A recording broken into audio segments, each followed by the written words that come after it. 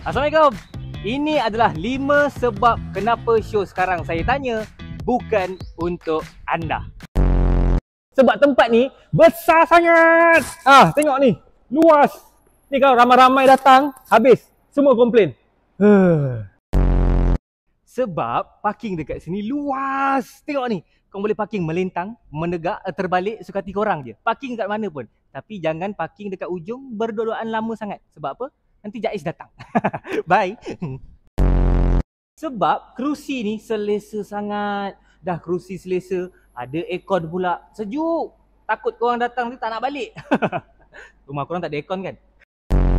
Sebab toilet dekat sini banyak, bersih dan paling penting selesa.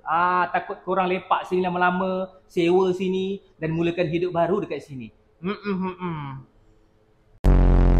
Sebab sound system kat sini best. Tak percaya tanya dia. Boleh dengar suara saya? Nampak? Boleh jadi pemimpin sebab boleh dengar suara rakyat.